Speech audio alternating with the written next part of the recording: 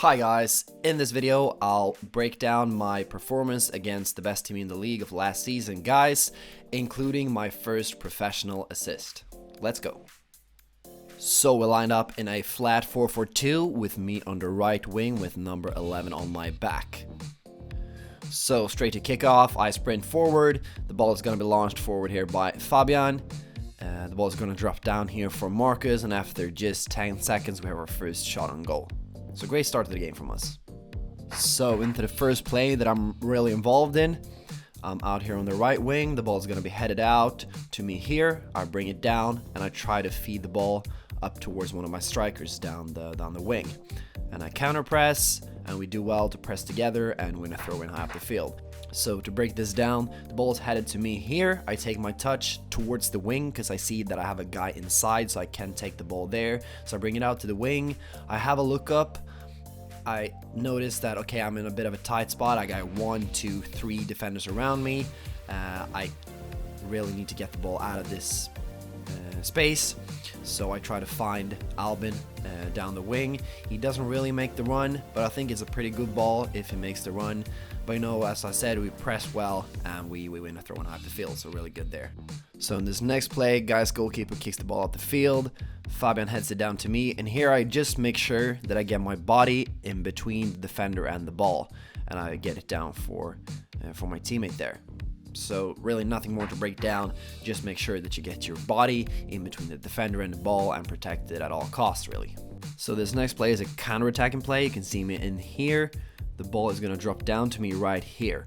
Now I get the ball, I have a look up, and I see, okay, there's space in front of me that I can take the ball into. So I drive into that space, I look up, I see Albin in front of me. So really the two options that I have in this one is either drive the ball forward or pass it forward. And it's always better if you can pass the ball forward and make up more ground, do that, as I do in this situation. So here's another transitional counter-attacking play. Lacasso gets the ball here, he has time and space on the ball, can look up. That's my signal to make my run in behind. So as you can see, I do not look at the ball, I just sprint forward here, try to get in behind the defense. I look back, see, okay, he's gonna pass me the ball, and I see, okay, he is, and I try to sprint to get it, and here I take a pretty bad first touch, because as you can see in this situation, I'm isolated 1v1. It's a really big space that I could take advantage of better than I do. I take a bad touch, we win a throw-in, but you know, it could have been much more dangerous if I had beaten that guy, gone down the line, crossed the ball, or just, you know, create more danger for our team. So there's a little defensive sequence that I like to break down. I go up to press, he tries to go for the 1-2, but you know, I'm there. As you see, he plays the ball and then he makes a little bit of a run, then he checks back, so he doesn't really fully commit to the run. But what's important here is how I go up to press, and as soon as I see as he tries to play the 1-2, I'm already spinning and preparing to run back with him. So on to the next play here. The ball is going to be headed into the center. Eventually here I'm going to get it. And as I get it there, I see that this guy is planted. He is not going to be able to commit to me if I get it in behind him. So I take a bit of a chance here. I try to kick the ball over him and run in behind because I have my momentum going forward and he has planted himself. Then there's this other defender that's there to be able to clear up the danger. But you know, sometimes you got to take a chance. Maybe I could have brought it in, but I don't think it's a bad play at all. And here I just want to show you, I go up to press him, and then he turns me and quickly plays the ball in between us. We solve it in the end, but they get a corner. So in situations like this, there's really not that much you can do. I'm active, I try to go with him, but he turns me and quickly plays the ball through. So sometimes there's not really that much you can do, and you have to trust that your teammates can clear up the danger behind you. So here is GAIS' 1-0 goal. We lose the ball here, the counter-attack. We get really split open here. You can see we have a lot of guys still up there. We could be better to track back, myself included. He gets the ball here, fakes the shot, goes inside. Our defender slips, he finishes first post. I mean, it's a pretty good individual action, but it could even easily been prevented. So next play. I'm out here on the wing, I go wide, and I get the ball right here. I look up, this guy that is close to me is gonna put some pressure on me, so I'm really gonna try to get the ball in behind, because I see Angel is making a run, and I can put him on. As you can see, he's 1v1. If he gets the ball there, he's isolated, he can take it on through goal. I try to counter press, but it can play out.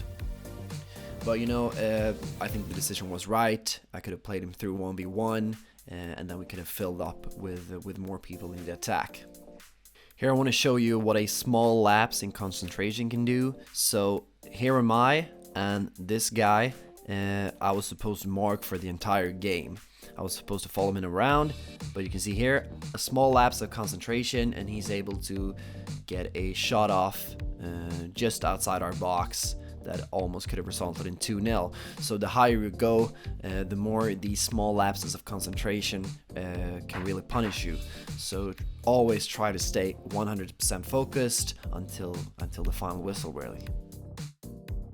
So at the end of the first half here, we have a free kick. Can't really reach it. I tried to catch up to the ball. I can't, and the ref blows for the halftime whistle. So 1-0 to GAIS. So straight into the second half, you can see me, I'm gonna come into picture right here, and here I'm on the wrong side, and what's important here is that you get on the right side of the attacker. So you can see now I'm positioned with myself between him and the goal, and I can force the play backwards, and that is always a win in a defending situation. So here I've come out to the wing, I get play the ball. I take a pretty bad first touch, which kind of messes up the whole situation. I'm able to keep the ball in possession, and then I make the run here. I point that I want it in this space, but he can't really see the pass. He tries to play too late, and the opportunity is gone. What I want to take away from this situation is how important your first touch is. If I had gotten a better first touch, I had isolated my defender 1v1, I could beat him down the line or inside, take a shot or make a cross. But then after that, once I still managed to keep the ball in possession. And what I want you to take away as well is, even though I fail with the touch, I still refocus, and I'm ready just a second later for the new run and for the ball to be played into me. So it's about always being present and just thinking about the next play. So here the GAIS goalkeeper kicks the ball out. I'm out here on the wing again. I go wide here, and as I get play the ball, I see I have Lacasso inside, and he has a lot of space in front of him. So if I can get the ball to him, he can take up that space.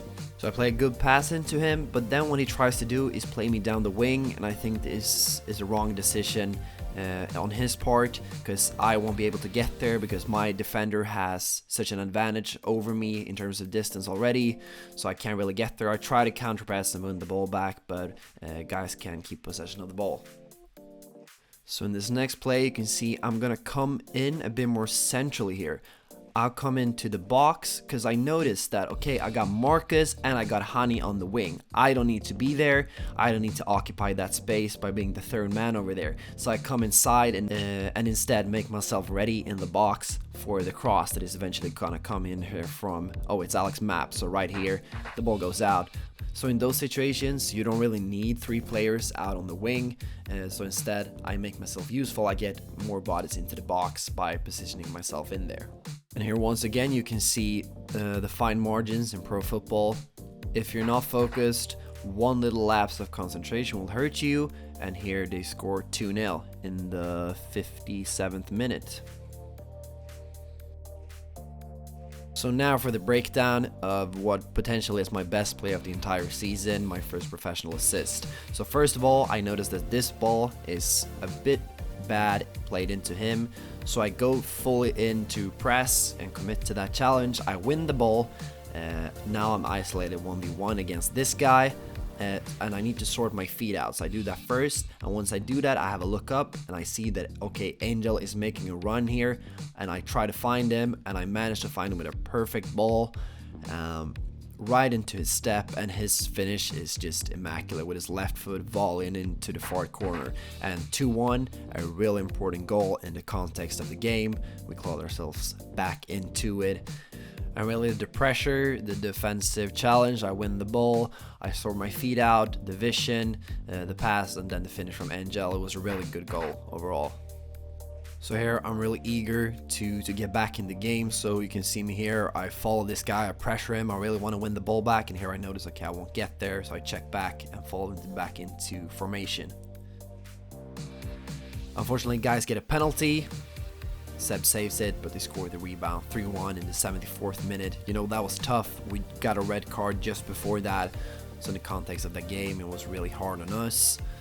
And then here in the 83rd minute, I get subbed off for Marvin, and Yaya come in, makes his debut, 16 years old.